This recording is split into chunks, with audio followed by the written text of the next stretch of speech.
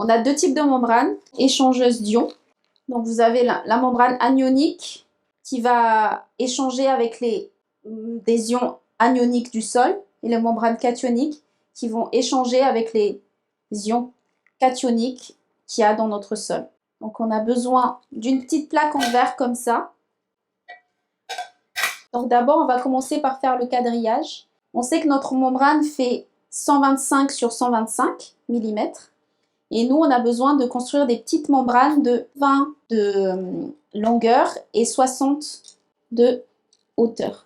Je vais faire 125 ici. 125 sur 125. Donc la membrane qui est là-dedans correspond à ce quadrillage. On va faire 60. 60.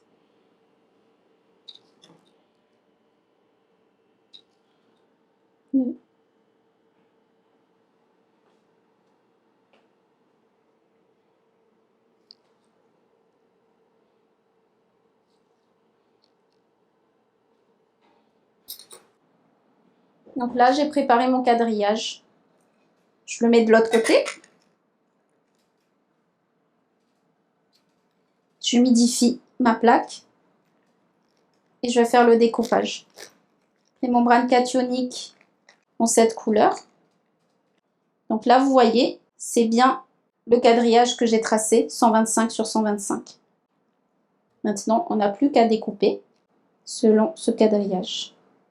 Essayez de bien humidifier votre plaque en verre parce que sinon la membrane peut se recroqueviller. Ce sera plus difficile à découper après. Je vais commencer par enlever les côtés dont on n'a pas besoin.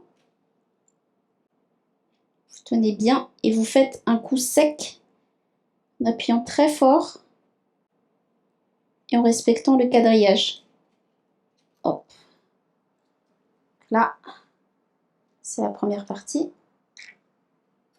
Je peux le mettre de côté.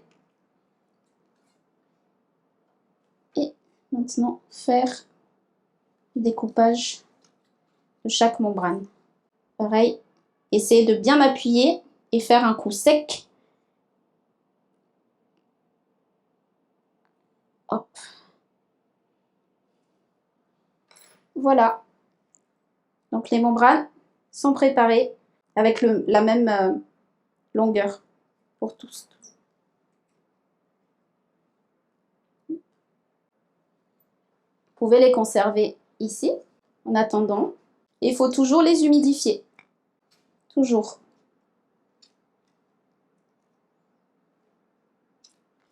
Si vous n'avez pas besoin de cette plaque, vous la remettez dans votre paquet. Après, il suffira de mettre des fils de pêche dessus pour aller sur le terrain. Dès qu'on ouvre un paquet, il faut toujours vérifier que ce soit toujours dans un environnement humide. Sinon, vos membranes ne vont plus pouvoir avoir la capacité d'échange d'ions. Ils seront plus fonctionnels, on va dire. Donc la membrane anionique, vous avez vu la cationique, elle était un petit peu plus foncée et un petit peu plus rugueux. Donc c'était assez facile de s'appuyer dessus. Tandis que la anionique, elle est plus transparente et un aspect plus lisse. Donc ça glisse un petit peu plus. Donc vous voyez ici, ce qui était important, c'était le quadrillage. Donc là, pareil, là on voit rien. On voit même pas qu'il y a une membrane. Donc celui-là, il faut être un petit peu plus concentré pour faire la découpe. Donc pour la découpe, faire la même chose. Donc moi, ce que je vous conseille, c'est de toujours enlever les bords qui ne servent pas. Toujours avoir un coup de main assez sec. Bien tenir. Hop. Donc j'enlève cette partie-là. Et je continue la découpe. Donc là, on a nos membranes. Toujours de la même taille. La taille est importante parce que comme ce sont des membranes échangeuses d'ions, c'est dépendant de la surface d'échange. Et donc du coup, il faut vraiment que ce soit la même taille, les mêmes dimensions de membrane pour les deux. Parce que si la surface d'échange change, vous allez il va y avoir plus d'ions qui vont échanger sur cette surface-là. Et réciproquement, si vous faites des membranes plus petites, et bien du coup, il va y avoir moins d'ions captés et donc la surface d'échange sera plus petite. Donc c'est important de faire cette préparation et cette découpe de façon plutôt précise. Voilà. Donc remettre de l'eau, toujours dans votre paquet, votre stock.